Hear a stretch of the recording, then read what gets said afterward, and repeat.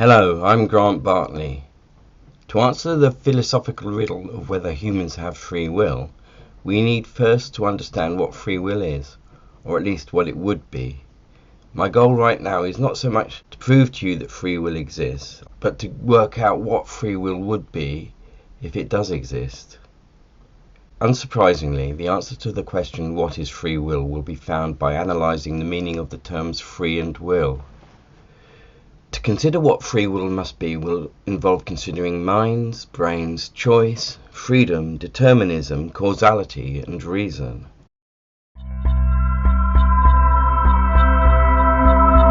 On the way, we will also distinguish metaphysical freedom from political freedom, including understanding positive and negative freedom. In the end, I will come to a Kantianesque or a Kant-like position and say that the purest free will is implementing the deliberations of reason from outside of or independent of physical events. In particular, our free will is sourced and implemented independent of the purely physical activity of the brain. This choice by the mind nevertheless determines physical states, initially in the brain itself, then through the nervous system and the body, affecting the wider world.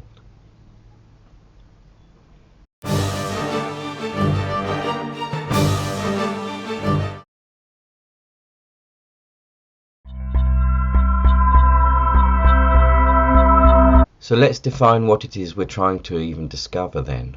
What do we actually mean by free will, even before we know how it works or whether it will even exist? An attempt to define free will might reasonably start by defining freedom. I will use the definition that freedom is the capacity to explore possibilities. By this definition, we'd say that someone or something is free precisely to the extent that they can explore possibilities, or options if you prefer. So by this definition, even a simple animal or even a bacterium is free insofar as it can explore the possibilities presented by its environment. But the freedom of bacteria is relatively limited. We have good neurological and behavioural reasons to think that most animals cannot think about things they can't either perceive or remember perceiving. Dogs can experience you then, even remember you when you're not there, but they can't explore ideas of justice, love, beauty or truth, or even of freedom itself, because they can't think in abstract linguistic terms. In other words, most animals are not capable of abstract thought. So they cannot explore the possibilities of ideas in the fullest way like human beings can. Most brutes literally lack the brains to philosophize or do quantum mechanics. Rather, the simpler animals, as the result of instinct, experience and training, are only capable of sensing and reacting to the world. I mean anything less sophisticated than dolphins, gorillas, elephants or humans. That's when nervous systems give creatures minds at all. Some creatures don't have big enough brains to be conscious. Insects, even possibly fish and amphibia, are merely mindless biological machines. I don't think spiders, flies or gnats have anything it's like to be them. Those of us who are capable of thought are capable of exploring the world of ideas. Here our definition of freedom as the ability to explore possibilities is particularly apt. One absolute limit to the freedom of thinkers like ourselves is the extent to which we can explore ideas. The outer borders of our freedom are the limits of our imaginations. And certainly, in terms of freedom for intelligent agents like us, before there can be freedom to act, there must be freedom to think.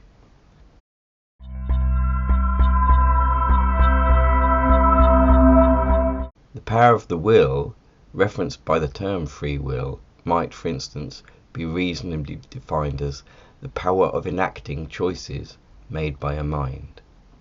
We could say informally, wills make choices, so free wills make free choices. So in terms of definitions, we know that free will is choice enacted by a mind from possibilities. or free will means a mind causing a state of being from options, a state of being of the mind most immediately. So, even just by defining will, we understand now that free will is conscious causation. It's the mind causing something. The trick is to understand what this means. What is being caused by consciousness? From what options, for instance?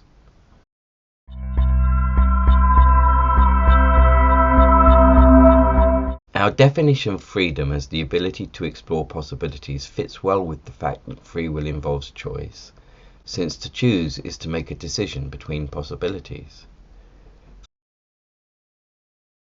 Furthermore, choice must first mean that to some degree we choose our thoughts. You choose what to think or what you want to do before you enact any such choice. So what I'll primarily mean by choice is your specification of the contents of your mind, at least to some extent, with choice only secondarily referring to any actions that may result from that mental choice. With this in mind, I'll define choice primarily as the conscious specification of one's next mental contents, such that each choice itself is your conscious specification of the next contents of your mind. Thought comes before action, otherwise it's not so much rational choice as rash impulse.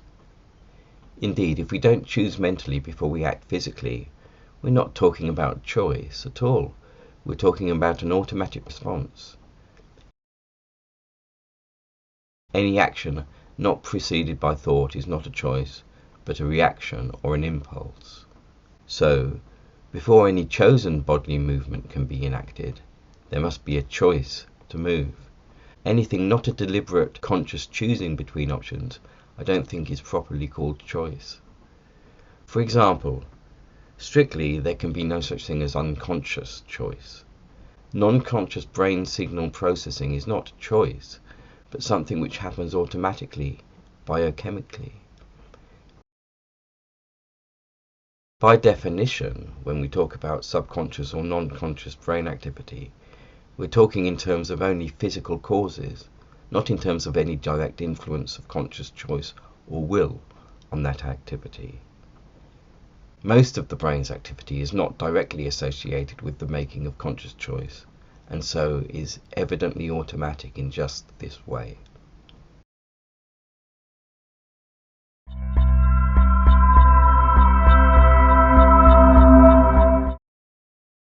As I say, real choice is reasonable choice.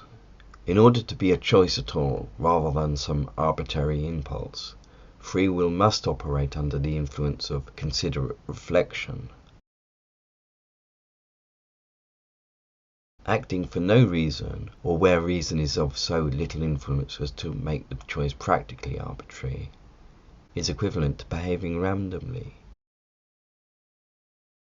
We could say irrationality and random impulses are functionally and ethically equivalent.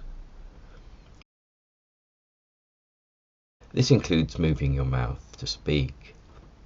If in free will thought comes before action, then strictly speaking, freedom of speech requires thinking before speaking. Generally speaking, the more thinking the better, in the time allowed, that is.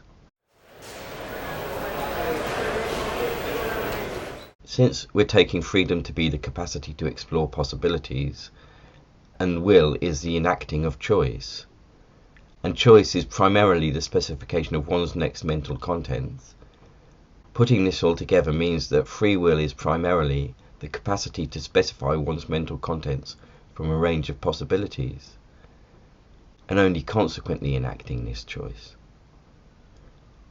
Alternatively, free will means the ability to choose one set of mental contents rather than others, potentially followed by action resulting from that choice. Sometimes decision-making is choice, meaning mentally deciding between options, in which alternative possibilities are present to your awareness to choose from. But your mind doesn't always explicitly present you with multiple choice to choose from. Sometimes no distinct options are present to your awareness, and you must cause your next contents of your mind on the basis of the present context, through intuition or imagination. But in general, I think a lot of choice means choosing from ideas emerging from out of the background of your awareness and presented as vague possibilities to you. Here you dismiss or affirm the options as they arise in your awareness. For example, you've just got off the train and walked out of the station. You're thinking about what to do next. There are various ideas being suggested more or less prominently to your mind at this point. If you opt for one of these possibilities,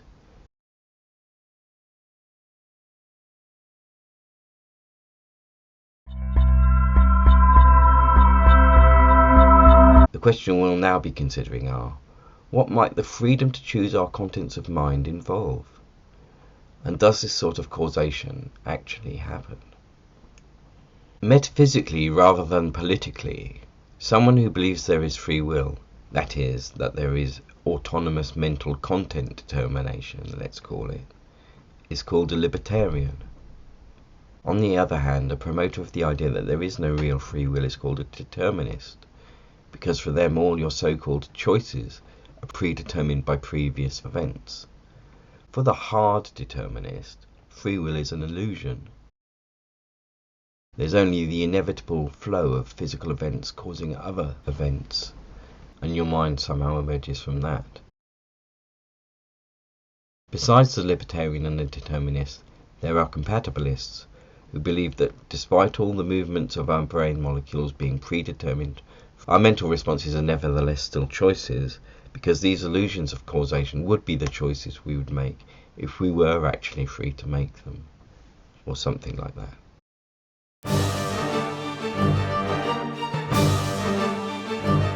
Metaphysically, rather than politically, I'm a libertarian. I believe in free will. That is, I believe in the effectiveness of autonomous mental choice, at least as far as circumstances allow. Put another way, as a libertarian, I think my choices, although constrained and given direction by circumstances, are not determined by circumstances, or ultimately by anything but my mind. Even when constrained, there's always at least options of thought I can choose between. Even if my thinking were beyond my control right up to the point of the choice itself, this doesn't stop the moment of choice itself being free. And as long as the moment of choice itself is free, there is free will. So we can define free will as the ability to choose mental contents, which ability is not absolutely determined by external circumstances. I call such power sovereign choice. Free will is the capacity for sovereign choice.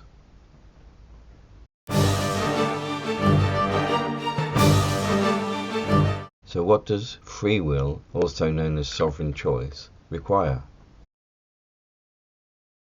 Since choice is first the choice of thought, the freedom of choice first requires the freedom of thought. For there to be free will, one must at least be able to think about ideas and choose between various possibilities there.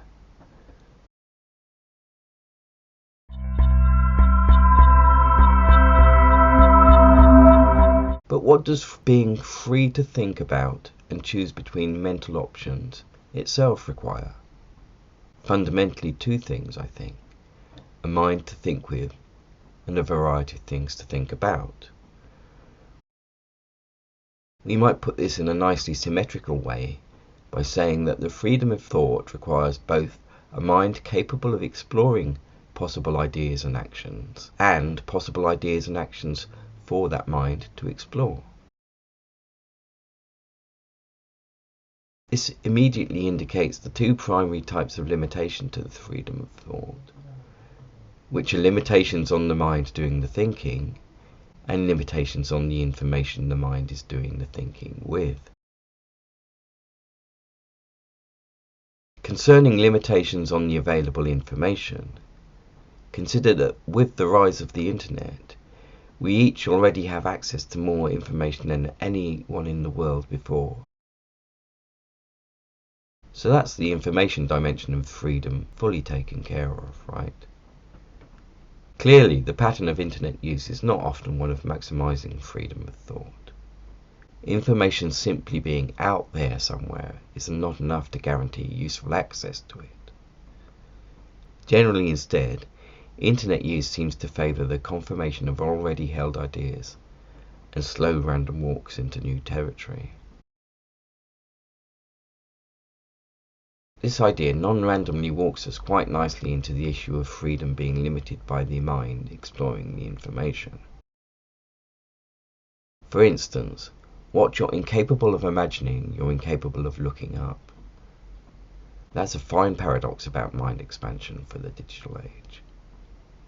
Perhaps the most efficient, least damaging way to expand a mind is by someone with already refined thought processes teaching another mind some of those processes by, in a word, education.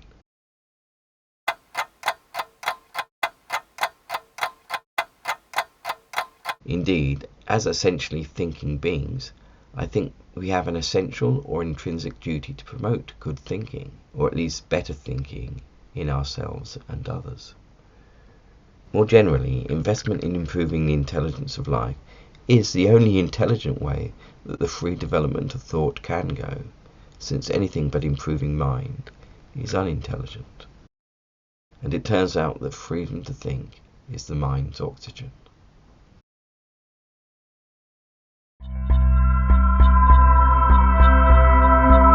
Apart from limitations on thought, the other major area of limitation to personal freedom is of course limitations to your freedoms of action, otherwise known as limitations on the choices you can make beyond your mind, the sort of limitations that come into play whenever you want to enact the choices your mind has made. Clearly, one's freedom to act is defined by the restrictions present in the circumstance one acts in, which includes one's body as well as one's physical surroundings, but which also include limitations of morality and other social expectations. I categorize the morality and etiquette we've absorbed through our lives not as limits on thought itself, just because morality will often stop us from doing what we're quite very well capable of thinking about doing, such as murder.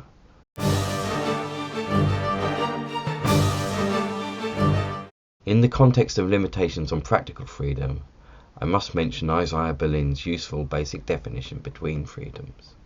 Berlin splits freedom into negative and positive aspects.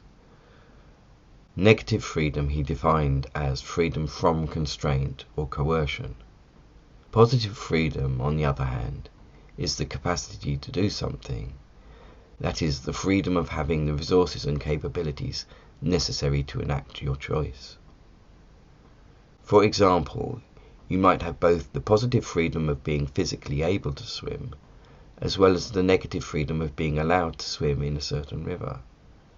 Or you can have a positive ability to swim even when constrained or otherwise prevented from doing so by others, say by not being allowed to do so in a certain area. Conversely, you may be allowed to swim, even if you'd sink if you tried to do so.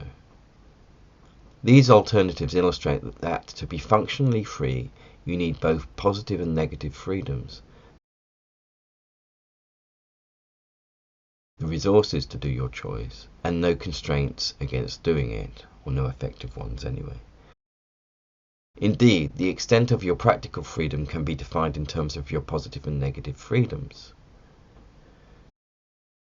So we need a wide range of both positive and negative freedoms to bring free will alive. Aristotle thought that the purpose for a living being is to realize their potential. For humans, this fundamentally means realizing our potential as acting thinkers. So, to thrive, we need good freedom from coercion, combined with good capacities for thinking and action. This shows how basic a goal for humanity the maximization of the freedom to think and to act is. Indeed, this ethics of the maximization of freedom feeds well into the politically libertarian tradition of philosophy. Political liberals advocate, in Isaiah Berlin's terms, maximum negative freedom, meaning maximum freedom from coercion or constraint. So, for instance, John Stuart Mill, of his own free will, argued that the only justification for coercion in the sense of state intervention in people's lives, and so the only justification for any laws, is to prevent harm, and this specifically because doing harm to someone curtails their freedom to act. So for liberals, Mill's harm principle, as it is called, that you can only stop somebody from doing something if they'd harm others, or perhaps themselves, defines the moral limits of barriers against people's freedoms, and so the moral limits of negative freedom.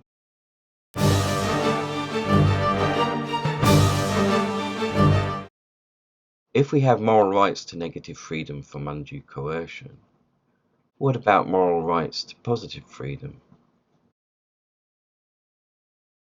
It would be not about what controls to prevent, but what abilities to promote. An ethics of positive freedom would concern what we're positively equipped with to advance our freedom. The positive moral question is, what rights should people have to what resources, so that they may have the capability to do whatever they desire to do? Note in answering this question that where there are rights, there are responsibilities, if only because for rights to function, it has to be the responsibility of some, or perhaps of all, to ensure that they function. If somebody has a positive right to something, somebody has to make that happen, right? Rights and responsibilities are two sides of the moral coin, and so are inseparable, actually.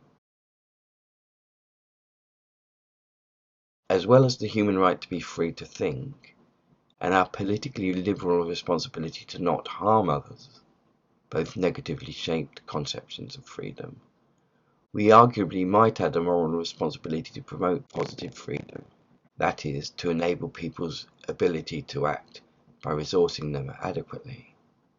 Indeed, someone might expand this thought to argue that insofar as we do not act to maximize human freedom of thought and action by emancipating lives unnecessarily limited by famine, disease, squalor, and absolute obscurity, then our way of life is not consistent with the moral requirements of liberty. One might further argue that if the concept of free will applies to you, then you are necessarily a morally responsible being.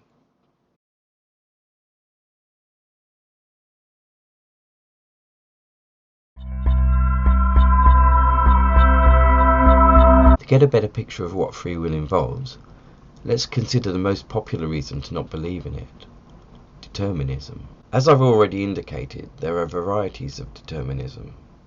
Strong or hard determinism is the doctrine that every physical event in the universe, including in the brain, is caused by preceding physical events, alongside the doctrine that there are only physical causes, not distinct mental ones. Either because they say that there are no distinctly non-physical minds, that view is called physicalism, or because minds or anything that exists mentally has no feedback into the physical world, that view is called epiphenomenalism. But there being no mental causation affecting our brains, either through physicalism or epiphenomenalism, means that what appear to be choices are merely illusions of choice. So, strong determinism says that there is no choice, only predetermined brain activity, alongside the illusion of thoughts making a difference to what that brain activity would be. Strong or hard determinism is distinct from weak or soft determinism. Weak determinism puts external causes for our choices in less absolute terms. So rather than saying our thoughts are physically predetermined, it says that our thoughts are influenced by external events.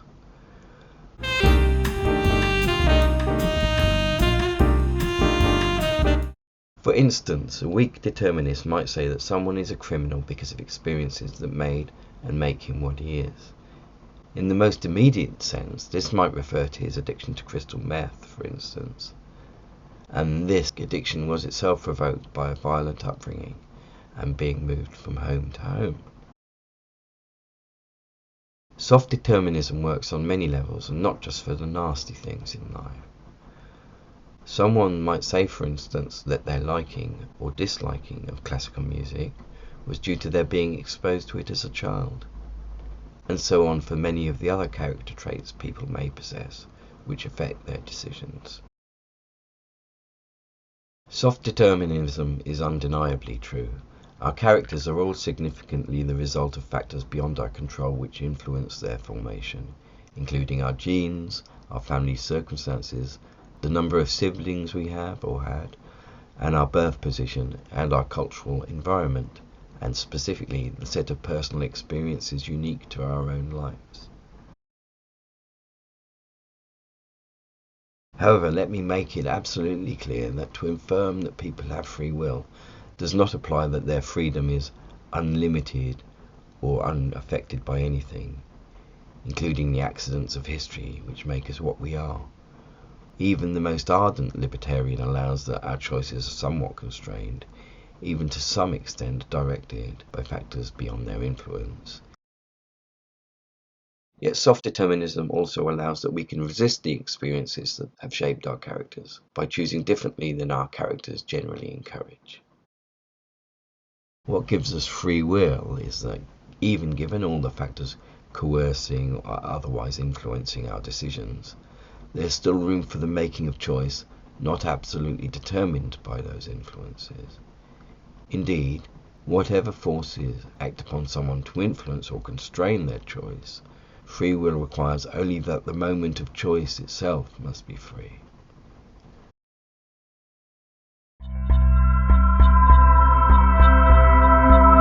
Some freedom at the moment of choice is not often denied on the weaker determinism. Free choice is only denied on the strong determinist account, in which choice, indeed any idea of your mind causing anything, is only an illusion. However, the idea that there is no mental causation cannot be justified.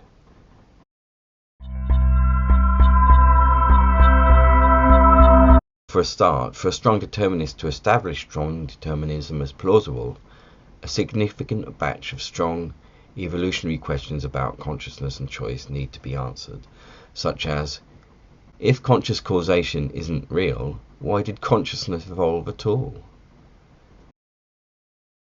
How could an impotent awareness evolve if it cannot change what the brain's going to do to help the human body or its genes survive? What would be the function of awareness if it can't change behavior? A related but slightly different question is, if there's no choice, why did the appearance of choice evolve? So that the mind consistently misinforms itself of its own power. What exactly is being selected for there?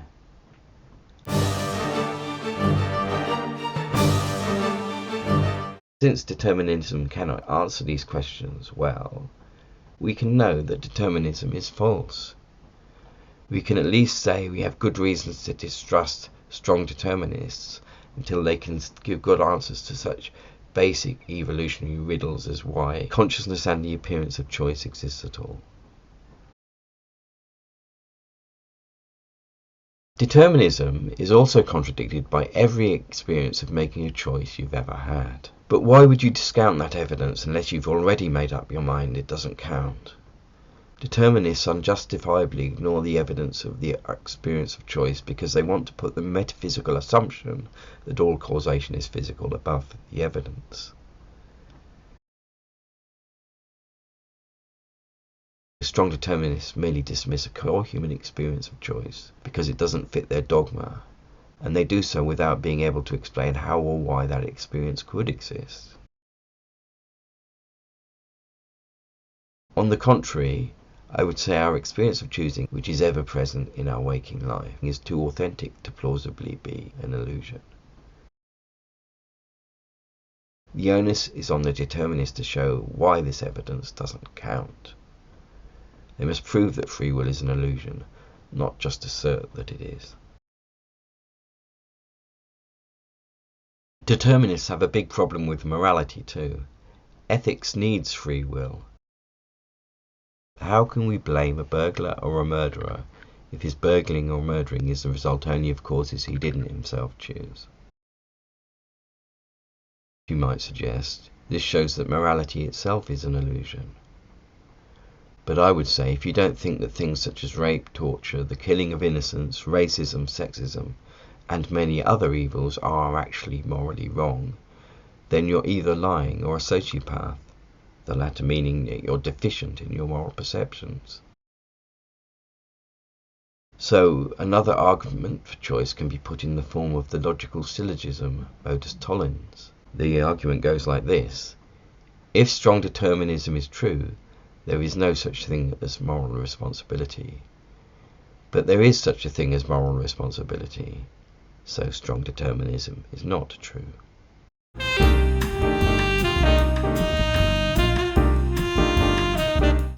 Compatibilism is so called because it maintains that moral responsibility is compatible with strong determinism.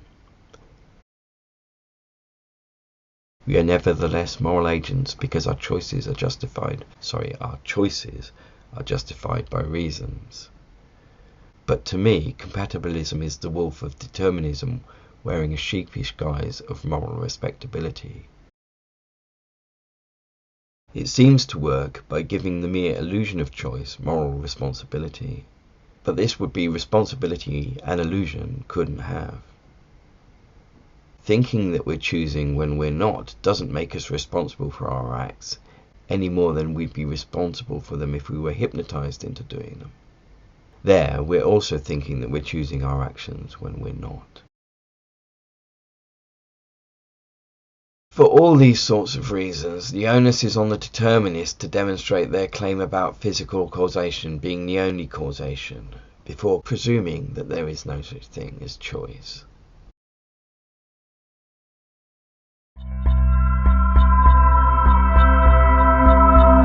A determinist must also overcome the fact that we can only adequately explain our choices and actions, not just in terms of brain states, but also in terms of ideas, often expressed as purposes. Why did you go to Switzerland on holiday, someone might ask. Although it's true that me having reasons for wanting to go to Switzerland on holiday are dependent on certain states of my brain, it shows a misunderstanding of the questioner's intent if I reply, because of the state of my brain. Rather, the person is asking for an explanation in terms of the goals of a conscious agent. Thus I might reply, I went to Switzerland because I like the landscape and the views. Although my thinking is intertwined with the state of my brain, it's my reasoning and the choice this reasoning persuades me into which usually best explains my actions. I must also think in terms of figuring out if I can afford it, when and how to get there, and all the other preparations necessary to make the adventure. All these explanations are invariably best understood in mental terms rather than physical terms. My point here is that there are two valid fundamental ways of looking at the causes of actions, from the physical point of view and from the mental point of view.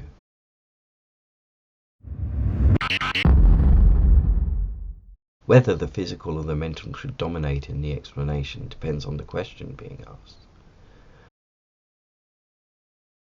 But I would say that the primary explanation for my going to Switzerland is usually because I want to go there.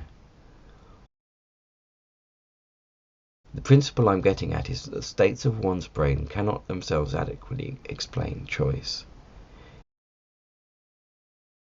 Indeed, if we're not talking in terms of reason, it would make no sense to say that we're talking about choice, since, as I've argued, choice must be a reasoned specification of the next mental content.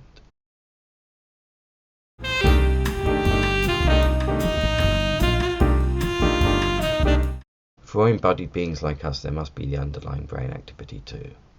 So, for a full explanation of choice, we must give an explanation both in terms of the brain activity and an explanation in terms of reasons and other mental influences, and then see how these fit together.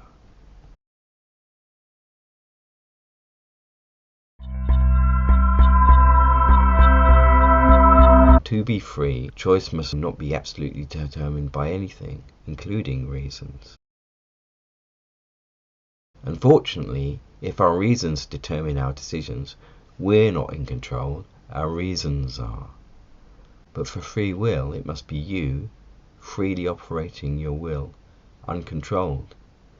This is why I call free will sovereign choice. It means nothing must ultimately determine the choice in the moment of choice, except you. Determinism by reasons we might call logical determinism.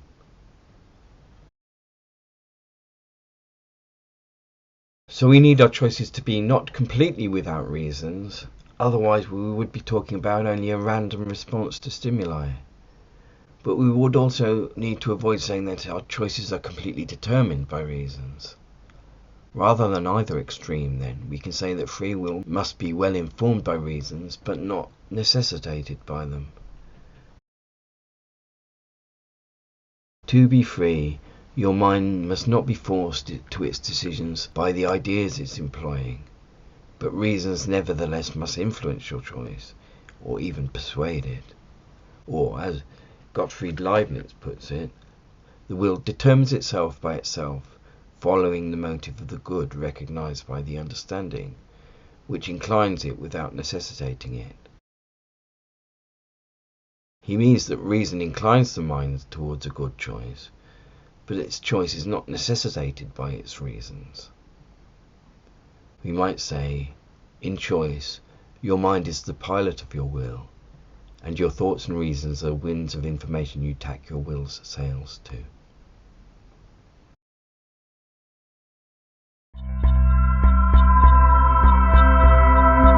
For your choice of your next mind state to be free will requires that nothing ultimately causes this choice except your will. We could say, choice is not choice unless the choice is made by the chooser at the moment of choice. We've seen that this means that to be free, at the moment of choice, our choice must be not determined by any prior states of the universe, either physically or mentally speaking. Rather, at the point or moment of choice, our choosing must be what we can call causally undetermined. In other words, you make the choice, and nothing causes you to make the choice other than the fact that it's your choice. In more jargony terms, for your will to be free, your choice must be an uncaused cause. That is, the cause of your willing is your willing it, and nothing else.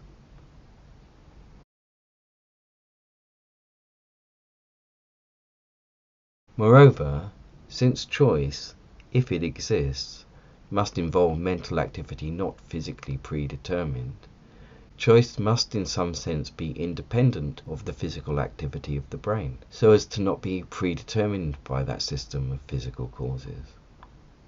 In other words, choice must be non-physical. The idea that free will must operate to a degree independent of physical activity was, as far as I know, introduced by Immanuel Kant.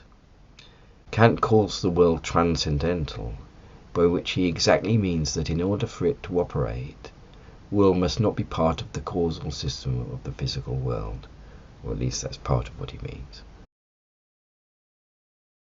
Things get even more complicated, of course. I'll assume that it's non-controversial, even to you, that everything that happens in the human mind has a precise physical correlate in the brain activity.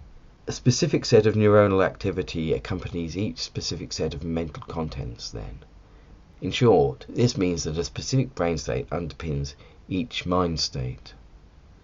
I'll define a brain state as a given set of neuronal activities at a given time, while a mind state is the mental contents at that time. So precise brain states accompany each choice made by a mind. This in turn means that a conscious choice of the contents of one's mind must simultaneously be a choice of one's brain activity. For choice to work through the brain, in choosing, a mind must direct the physical states of its brain. In other words, if you really choose what to think, you must thereby also set the neuronal activity physically underpinning that thinking. Specifically, a choice by an embodied human mind has to direct the right neurons and synapses to fire in the right way. We can see this clearly if we consider a choice to act. Because voluntary movements of your body are demonstrably controlled through your brain, it's undeniable that willing to do something must mean one set of neuronal activity being activated in the choice rather than another. To be effective in the physical world, the choices you make in your mind must cause specific neurons and synapses to fire, eventually sending signals along your nerves to stimulate your muscles and so cause your body to move in the way you will it to move. You might ask, how could any voluntary movement of your body be enacted without influencing the part of the motor cortex that controls the physical movement by stimulating the right muscle contractions? For instance, moving your mouth to smile. The determination of the right neural activity must be the starting point for the physical effects of any choice of movement for an embodied mind, then. But even in the case of just thinking, that is, in the case of choosing only thoughts, this also requires the right brain activity to be specified, the one that will neurologically underpin the thoughts chosen, in terms of imagination or memory, or just the use of language. Here I'd like to extend the metaphor of the mind being the pilot steering the boat of your life via the wheel of your will, to say that the rudder directing the body's actions is the neurological activity directly associated with the choice.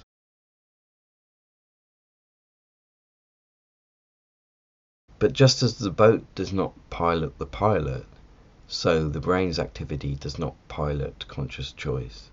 Rather, despite all the brain's currents, and all its storms and hail too, in choice your mind directs your mind's contents, via determining the right neural activity. This too is necessary for embodied free will. If you believe that all the contents of your mind are precisely correlated with activity in your brain, you must believe that a choice of mental contents is also thereby a choice of brain activity. You can perhaps see why this might pose a problem for free will, since it seems to require mind over matter in the brain. How can a choice by a mere immaterial mind affect the physical workings of its brain? Well, I give an answer to that in my next video actually.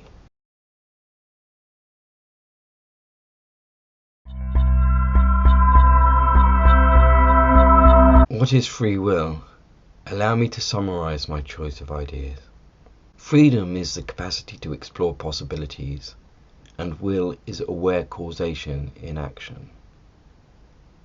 Free will is primarily, or we might say definitionally, an ability to make mental choices between mental possibilities, or make mental decisions we might qualify to. You're free to the extent that you can choose between options. Also, your will being free requires that your choice isn't fully determined, either by prior states of the brain or by reasons.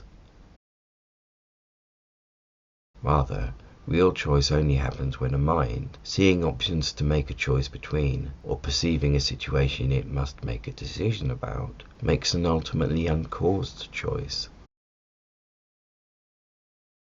In this sense, free will is an uncaused cause. In other words, you make the choice, and nothing ultimately causes you to make the choice other than the fact that you choose it.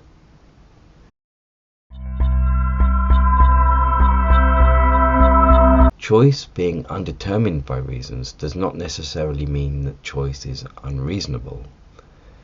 There may be plenty of ideas and thought processes informing your decision, yet ultimately your choice is not absolutely determined by the reasons your mind deliberates with any more than it's determined by physical events in the brain. For choice to be free, that is, for there actually to be free will, it must be the case that you sovereignly choose, given enough information for your choice to be rational or reasonable, or at least involving awareness to as only yet unspecified degree. Moreover, although choice is primarily a choice of mental contents, for embodied beings like ourselves to have free will, our choices must simultaneously also specify the brain activity that corresponds to the mental contents of the choice. Specifically, a choice in an embodied human mind has to cause the right firing of the right neurons and synapses. In my next video, I will suggest one way this neural causation could occur. You can exercise free will to the extent that you have both positive and negative freedoms. Positive freedom is the freedom of having the resources and capabilities necessary to enact a choice. Negative freedom is freedom from constraint or coercion against your enacting a choice. One could, for instance, construct a scale of freedom specifying negative and positive scenarios.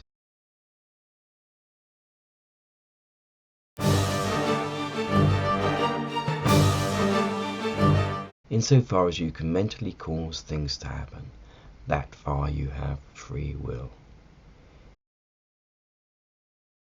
If you say there is no free will, you are basically saying that there is no such thing as mental causation. But what makes you think that is the case?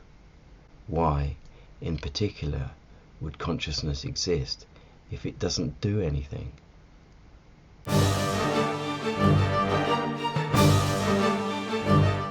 So free will is sovereign choice.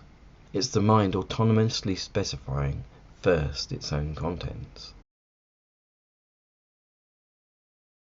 The bottom line is that free will is mental causation, either of just the mind's contents or also provoking the body's actions.